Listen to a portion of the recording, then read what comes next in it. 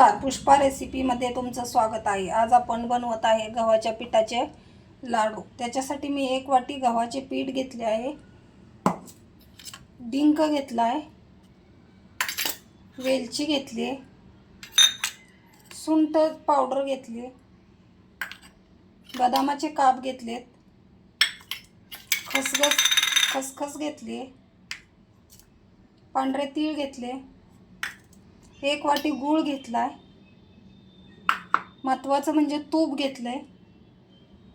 आता आपण गव्हाच्या पिठाचे आणि डिंकाचे लाडू बनवणार आहोत।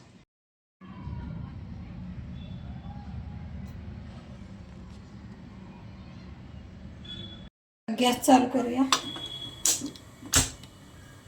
त्याच्यावरती कढई ठेवूया, तूप घालून घ्यायचे। मी इथं 2 चम्मच तूप घातले। तूप गरम झालं की त्यामध्ये डिंक घालून द्यायचा।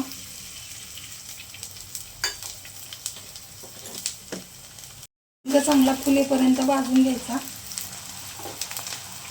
आपला चांगला फुलला आहे, ते एका प्लेटमध्ये काढून घ्यायचा।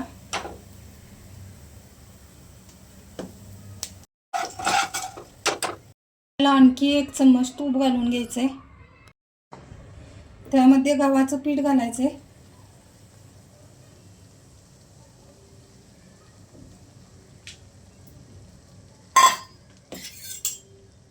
गव्हाचं पीठ ब्राऊन कलरचं होईपर्यंत आपल्याला भाजून घ्यायचे। गव्हाचं पीठ आपल्याला चॉकलेटी हलकासा कलर येईपर्यंत भाजून घ्यायचे।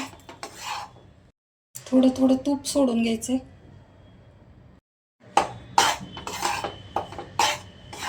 गव्हाचं पीठ भाजेपर्यंत आपण डिंक असा बारीक करून घ्यायचा आहे। डिंक बारीक करून घ्यायचा आहे। आता आपल्या पिठाला कलर यायला लागलाय। त्यामुळे आपण पांढरे तीळ घालून घेऊया। खसखस घालायचे,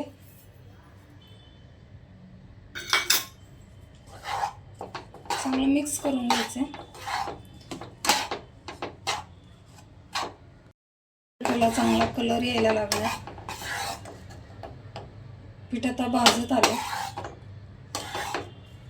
मस्त असा। आता आपल्या पिठाला कलर आलेला आहे। आता आपण हे पीठ साईडला ठेवून द्यायचं आणि पाक बनवून घ्यायचा। साईडला ठेवून देऊया। तर आपल्याला गॅसवरती एक पॅन ठेवून घ्यायचा आहे। मी इथं 1 वाटी गूळ घालते। गूळ घातल्यानंतर थोडंसं पाणी घालून घ्यायचं।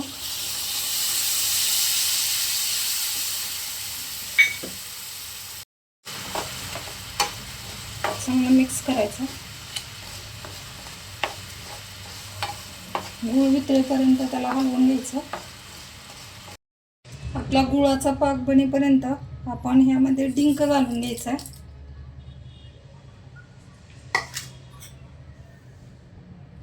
बदामाचे काप घालायचे,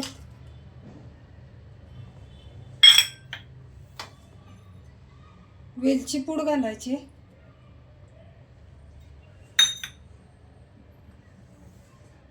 सुंठ पावडर घालायचे, मिक्स करून घ्यायचं। चांगलं मिक्स करायचं।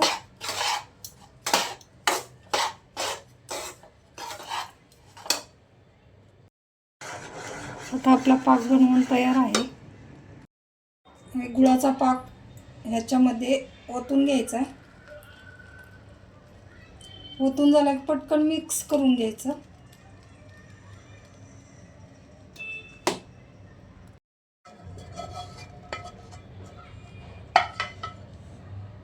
मिक्स करून घ्यायचं, जरा फास्ट मिक्स करायचं।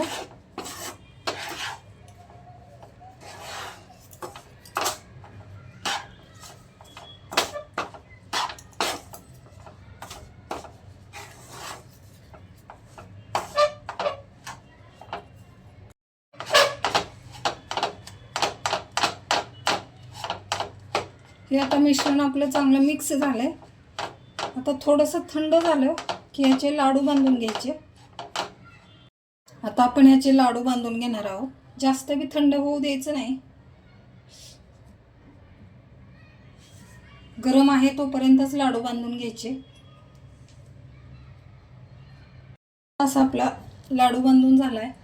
हे लाडू मस्त असे लागतात, दाणेदार असतात, म्हणजे पौष्टिक असतात.